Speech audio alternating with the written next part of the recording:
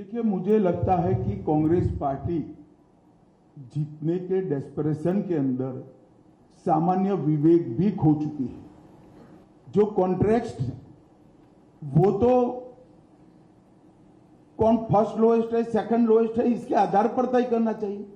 किसका काम करने का अनुभव है, नहीं है, इसके आधार पर तय करना चाहिए। पास्ट में कैसा काम किया है, इसके आधार पर तय करना चाहिए। अब कॉन्ट्रैक्ट्स में भी अगर एक धर्म को दाखिल करना चाहते हैं तो मैं कांग्रेस पार्टी को पूछना चाहता हूं कि कांग्रेस के अध्यक्ष के बारे में भी आपकी कोई रिजर्वेशन की, माइनॉरिटी की योजना हो तो उसके घोषित कर दीजिए। इतना ही बचा है अब।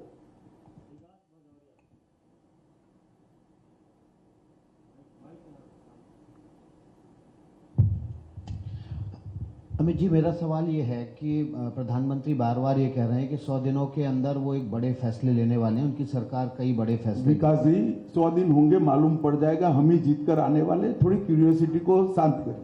चलिए, मेरा सवाल ये है, क्या कुछ नहीं निकलेगा भैया, क्यूरियोसिटी शांत। समान नागरिक संहिता को लेकर बार बार ये कहा जा रहा है कि शायद 100 दिन के भीतर लागू हो जाएगी। वो आपकी एक कल्पना है। हमने हमारे घोषणा पत्र में 5 साल के घोषणा पत्र में रखा है, उचित समय पर हो जाए।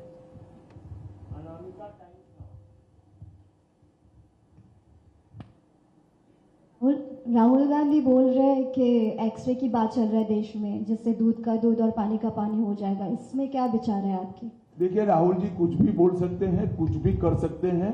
गनीमत है कि उनको करने का मौका जनता नहीं देती है और इस बार भी नहीं मिलने वाला है। धन्यवाद। अब शायद वीडियो ठीक से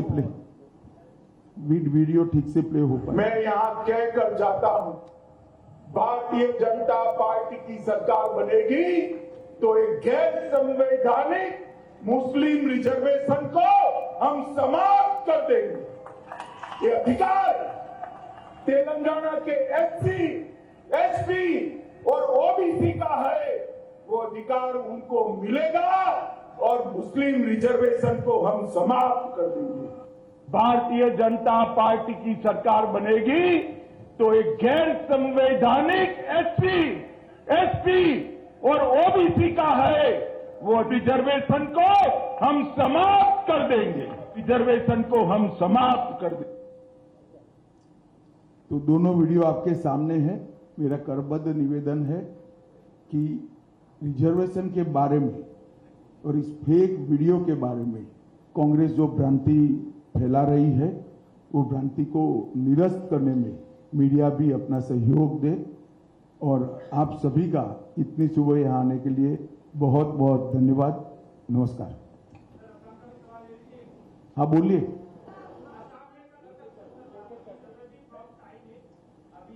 फ्रॉम टाइम है सर। असम में चुनाव अभी 2 चरण का खत्म हुआ है, तीसरे चरण चलेगा। भारी संख्यक माइनॉरिटीज लोगों का ये मतलब सहाय मिल रहा है और नेतृत्व में दिखा जा रहा है। हिमंत विश्व शर्मा जी भी बहुत ही खास तौर से जगह जगह में माइनॉरिटी एरिया में कैंपेन कर रहे हैं और मुस्लिम का भारी तरफ से सपोर्ट मिले। इसका कारण क्या है? देखिए, हम कभी वोटर को माइनॉरिटी मेजोरिटी की दृष्टि से नहीं देखते। हर व्यक्ति भारत का नागरिक है, उसको इसी तरह से ट्रीट करना चाहिए। परंतु मैं इतना जरूर कह देता हूं, आसाम में हम कम से कम 12 सीट जीतेंगे, ये तय है। हमारी पार्टी इसके लिए विश्वास व्यक्त करती है।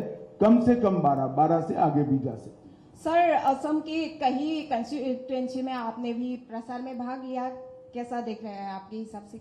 बहुत अच्छा एटमॉस्फेयर है यहाँ। जो शांति मोदी जी प्रधानमंत्री बनने के बाद प्रस्तापित हुई है, जो विकास का वातावरण मिल रहा है, सेमीकंडक्टर के इन्वेस्टमेंट को यहाँ आने से यहाँ के यूथ में काफी उत्साह है।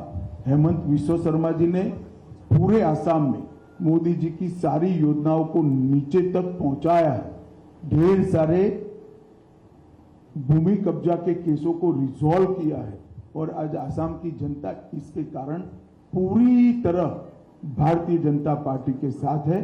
और आसाम में हम गत समय की हमारी सीटों में भी बढ़ोतरी करेंगे। हम कम से कम 12 सीट जीतेंगे, 12 से आगे भी जा सकते हैं। अमित भाई, आप लगातार प्रचार में जा रहे हैं और आपकी पार्टी लगातार कह रही कि कांग्रेस है, अपीसमेंट करे। आपने उसके मैनिफेस्टो को भी जिक्र किया, पर विपक्ष के कई नेताओं का यह कहना है कि आप भी तो राम के नाम पे वोट मांग रहे हैं। हमने राम पे नाम पर कभी वोट नहीं मांगा। हमने हमारे समय में राम मंदिर बना वो बता रहे हैं, और उन्होंने प्राण प्रतिष्ठा के कार्यक्रम का बहिष्कार किया माइनॉरिटी वोट के डर से, वो बता रहे हैं। वोट देने का काम जनता को करना है। हमारे घोषणा पत्र में राम मंदिर बनना चाहिए और भारतीय जनता पार्टी कानूनी तरीके से राम मंदिर बनाएगी। वो 89 से हम 85 से कह, आज से नहीं कह रहे। और राम की ही कृपा है कि अब घोषणा पत्र में रखने की जरूरत नहीं है, मंदिर बन चुका है। अमित जी, दिग्विजय सिंह कह रहे हैं कि आप उनके मरने की दुआ कर रहे हैं और केजरीवाल की पत्नी कह रही हैं कि जेल में बीजेपी उनके पति को मारने की कोशिश कर रही है। चलिए, ऐसी चीजें आपके अलावा शायद देश में कोई नहीं मानता है। जेल उनके पास है, जेल दिल्ली सरकार आपकी है, आप पार्टी के पास है, जेल का प्रशासन हमारे पास नहीं है। अब उनकी ही सरकार उनको मारने की कोशिश कर रही है तो उनको ही चिंता करनी चाहिए। फिर भी मुझे लिख कर कुछ भेजेगी तो हम कदम जरूर उठाएंगे।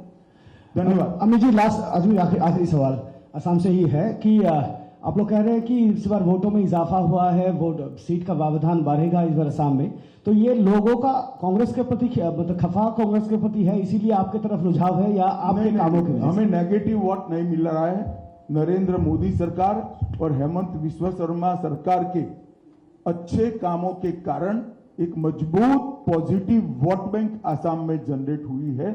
हमारा पॉजिटिव वोट मिल रहा है, सकारात्मक वोट मिल रहा है। चलो भैया, हो गया, चलो, धन्यवाद।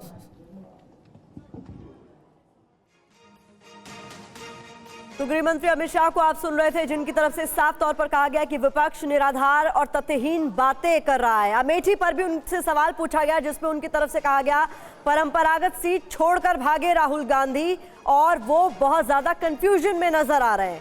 तो अमेठी पर राहुल कंफ्यूजन में नजर आ रहा है, ये बातें उनकी तरफ से कही गई। और बहुत महत्वपूर्ण बात संविधान को लेकर आरक्षण की तरफ से की गई है। संविधान बदल देंगे अगर तीसरी बार सत्ता में आए, तो इन आरोपों का भी जवाब दिया गया है। आरक्षण को लेकर जिस तरह से ऑपोजिशन की तरफ से, खास करके कांग्रेस पार्टी की तरफ से झूठ फैलाया जा रहा है, फेक वीडियो बनाकर फैलाया जा रहा है, उसका जिक्र किया है अमित शाह ने। और दोनों वीडियोस, ओरिजिनल वीडियो और फेक वीडियो दिखाया गया। समीर चौगांवकर जी, ये क्लैरिटी, ये क्लैरिफिकेशन जरूरी हो गया था क्या? खुद गृह मंत्री अमित शाह ने आकर बताया है कि किस तरह से उनके बयान का एक फेक वीडियो जारी करके झूठ फैलाया जा रहा है। देखिए, बहुत ज़रूरी था भारतीय जनता पार्टी को और अमित शाह जी को अपना पक्ष रखना। देखिए, जब तेलंगाना के मुख्यमंत्री खुद अपने ट्विटर अकाउंट से जब अमित शाह का एक फेक और एक झूठा वीडियो शेयर करते हैं, जिसके खिलाफ उनके खिलाफ दिल्ली में एफआईआर दर्ज हो गई है। मुझे लगता है ये बताना जरूरी था कि देश के अंदर SC, ST और OBC के भी ये संदेश जाए कि अमित शाह जी ने क्या कहा था। और आज उन्होंने अपनी पत्रकार वार्ता में सारे प्रश्नों का जवाब दिया और उन्होंने वो वीडियो भी दिखाया कि उन्होंने क्या कहा था। कांग्रेस सत्ता के लिए जिस तरीके से प्रधानमंत्री मोदी की बातों का, अमित शाह के दिए गए बयान का तोड़ मरोड़ को पेश कर रही है और ये बताने की कोशिश कर रही है कि तीसरी बार अगर मोदी सरकार आती है तो संविधान को खतरा होगा, ये संविधान बदल देंगे। मुझे लग रहा है इस भ्रम के खिलाफ, इस झूठ के खिलाफ भारतीय जनता पार्टी लगातार देश की जनता को अवगत करा रही है। और अमित शाह जी ने आज बताने का काम किया है कि ऐसा नहीं है, हमारे पास पूर्ण बहुमत की सरकार 10 साल से, अगर हम ये करना चाहते तो 10 साल में हम ये कर देते। मोहन भागवत के ऊपर भी आरोप लग रहा था कि संघ भी ये चाहता है।